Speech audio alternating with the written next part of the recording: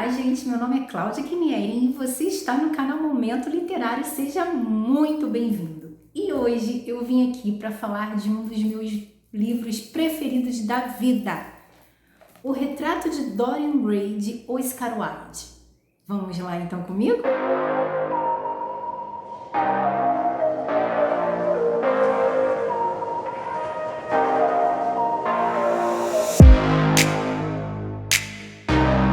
Você já deve ter ouvido falar da lenda do Narciso, não é mesmo?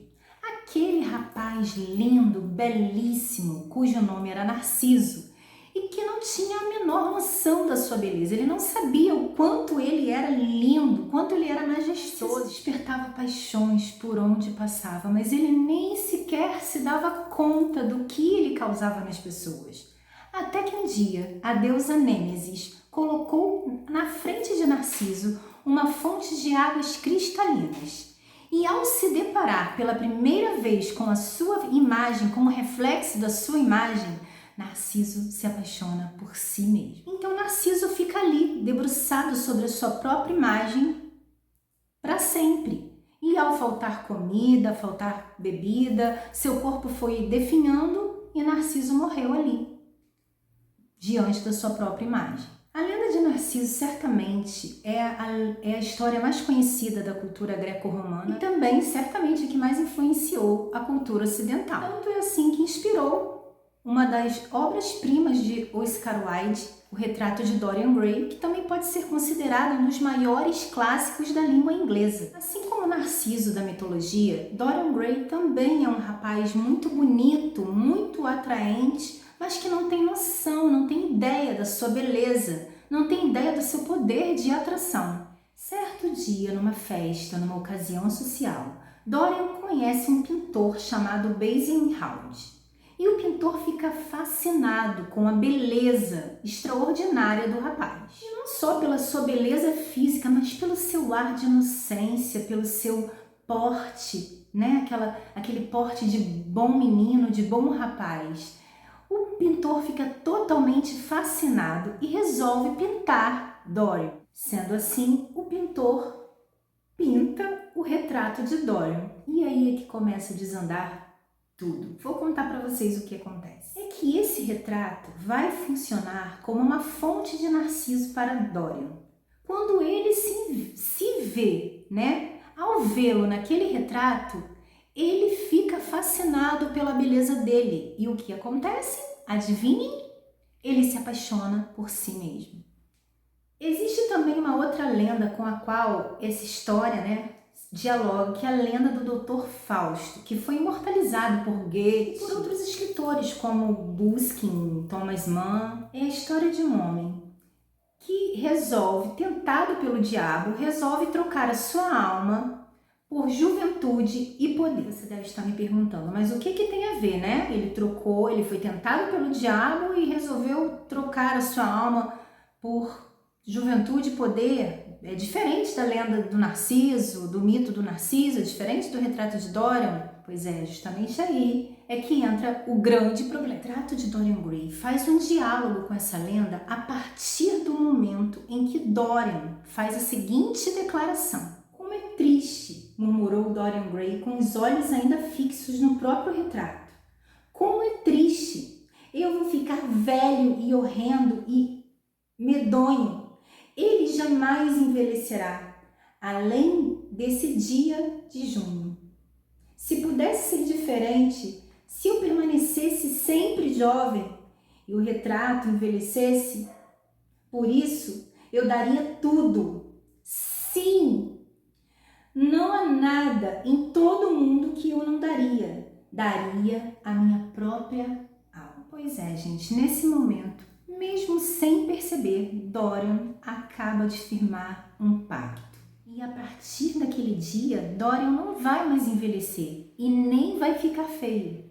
Tudo vai acontecer com o retrato. Mas pior do que isso, pior do que esse arranjo, Dorian abriu mão, né, da sua própria alma. Isso significa que ele ficou desalmado. A partir daí, Dorian vai cometer muitos e muitos atos de crueldade. E cada gesto de crueldade que Dorian cometer vai ser refletido no retrato. Então, gente, por fora, Dorian continua belo, mas ao passar dos anos, camadas e camadas de perversidade, de podridão, vão se acumulando no retrato.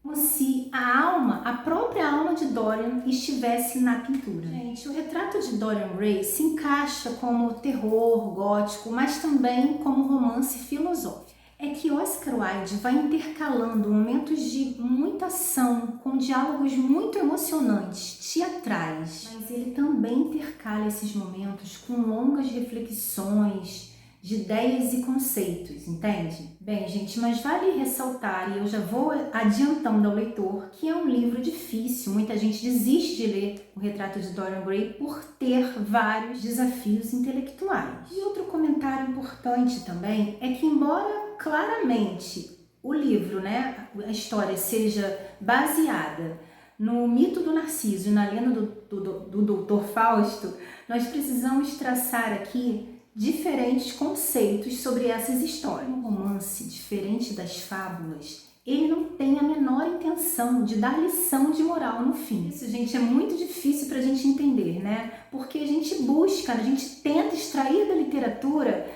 lições de moral, ensinamentos. Nós tentamos pegar o máximo, né, da literatura e trazer para a nossa vida, né? A gente sempre quer que o vilão da história, nesse caso Dorian, se dê mal, quebre a cara, mas eu já vou adiantando que esse não era nem um pouco a intenção de Oscar Wilde, muito pelo contrário. Para Oscar Wilde, a arte, ela não tem que dar lição de moral, ela não tem que ter um ensinamento. A arte, ela existe pela arte. O artista não tem obrigação nenhuma de fazer pensar, tentar mudar as pessoas, ensinar alguma coisa. Para ele, o artista tem que fazer o que é belo. Isso é esquisito, mas era justamente isso que o Oscar Wilde pretendia, chocar.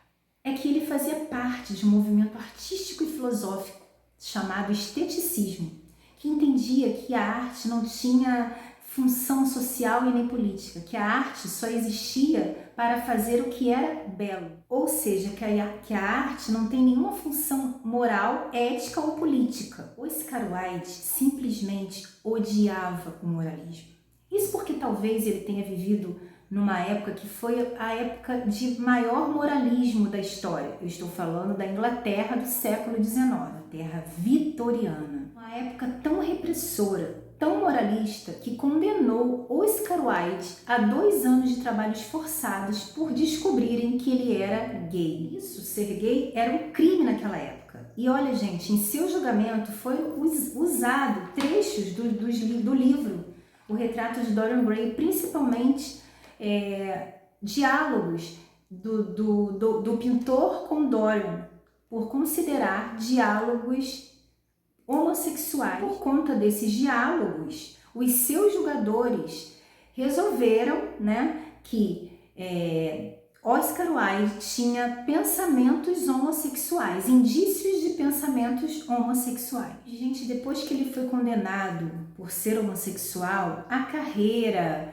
o julgamento foi tão devastador que desencadeou na Inglaterra uma onda de homofobia. Enfim, depois que o Oscar Wilde saiu da cadeia, ele estava endividado, execrado pela opinião pública, foi exilar-se em Paris e morreu alguns anos depois de causas desconhecidas. Ou seja, morreu doente e na miséria, apenas 10 anos depois da publicação do Retrato de Dorian Gray, que foi um grande sucesso. Ou seja, ele foi do auge ao chão em menos de 10 anos. E por conta desse corte, né, na vida, na carreira de Oscar Wilde, O Retrato de Dorian Gray foi o único romance publicado por ele. Ele tem muitos trabalhos em teatros, ensaios, contos, mas infelizmente foi muito pouco. Infelizmente deixamos de ter vários outros romances que seriam com certeza muito, muito, muito bons e creio eu que cada vez melhores, melhores e melhores, porque Oscar Wilde foi um grande escritor, só deixou esse romance. Imagine se nós tivéssemos mais romances. É uma grande pena, mas eu não sei se a arte imita a vida ou a vida imita a arte. E esse foi o triste fim de Oscar Wilde. Gente, se você gostou, deixe o seu like, faça seu comentário, curta o canal, comente, chame seus amigos para assistir, manda esse vídeo para os seus amigos, tá bom? E eu já vou indo. Um super beijo e até mais!